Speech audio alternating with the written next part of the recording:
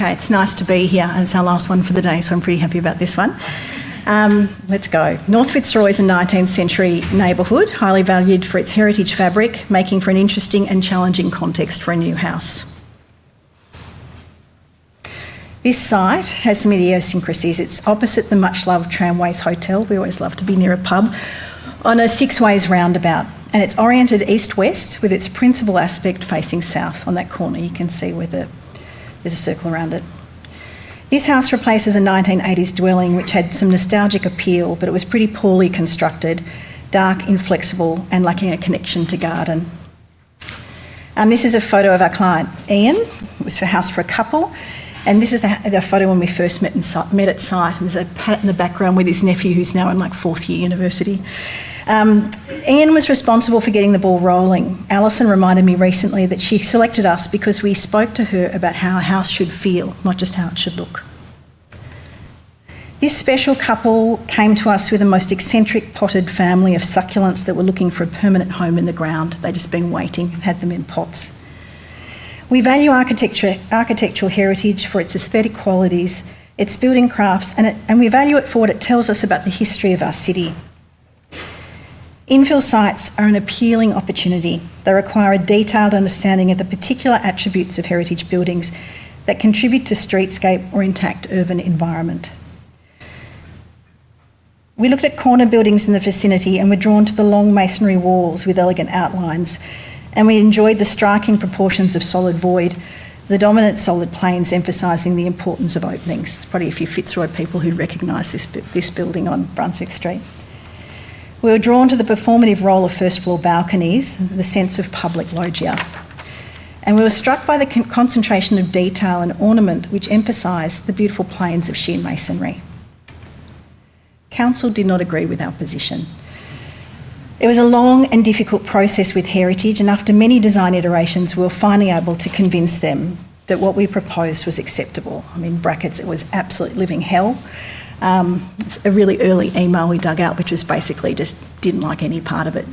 See what you can do, basically change the law. If we followed their recommendations, this would be another inner city home with windows at street level with blinds permanently drawn. So we started a little social campaign, media campaign, which was kind of fresh in 2017 to do that, asking people to post when they saw another useless ground floor covered window in the city of Yarra. This stuff continues to kind of frustrate us to the current day. We hope that they can now look at this finished house and see an alternative that not only is a great addition to the neighbourhood, but is a good neighbour that quietly contributes to the passive surveillance of this busy six-ways intersection. The main intentions remain a considered balance between solid and void, which emphasises elegant planes of masonry with a concentration of detail around apertures. There's a little entry. We split the function of the Victorian first floor balcony with a theatrical dining room, taking the role of public space on the most prominent corner. The sense of being on public display ameliorated through the use of strategically placed mirrors to confuse sight lines. And it's just about worth, don't want to encourage a jury visit here, but it's worth going there to look at this kaleidoscopic trip that happens on the inside of this. It's nearly impossible to photograph. Proportions are drawn from surrounding buildings with an emphasis on the first floor scale, a piano nobile, tall and elegant. A first floor balcony is recessed, sized for use, not display, offering privacy further back in the site. In terms of siting, we were careful to reinforce the 5-metre subdivision rhythm, and this allowed us to both hold the southern edge of the six-ways and provide north orientation and garden aspect to all principal rooms. The spatial arrangement is reverse living, with kitchen, living and dining room on the first floor. Colour palette is derived from the handsome stand of spotted gums in the centre of the six-ways roundabout. And surfaces are generally uncoated and textural. The emphasis is on the views out and especially to the trees. The effect is austere but warm and comfortable. The ground floor plane accommodates the south garden entry court off Church Street, with guest suite to the west and main bedroom suite to the six-ways corner. A garden study can easily be converted to a third bedroom if ever the need arises. So this was just a house for a couple with no children. Rooms have direct access to private gardens and the broader street tree canopy. Material selections are consistent throughout the entire house. And we did manage to sneak in one small ground floor window to the street, which still protects our client's privacy, actually into trees, which is really lovely. This house is a nuanced response to context, balancing confident, contemporary expression with love and respect for the neighbourhood.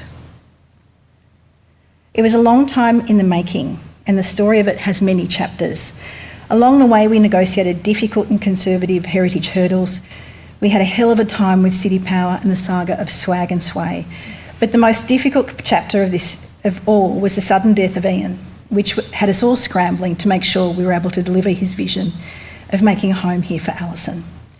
So with the dedication of our own team, and Dom's here somewhere, project architect up there, our terrific builder, Ben Thomas, and the trust of Alison, we got there in the end. And Ian is present in every part of this house. So when we returned to shoot this project, we were not sure where the garden was at. We'd actually left it when we finished it with total scorched earth, and Alison was going to take full responsibility for this stage of work. And we were completely overjoyed to find this garden well on its way, with Ian and Alison's potted plants had finally taken root and found their permanent home. And I got through that without weeping.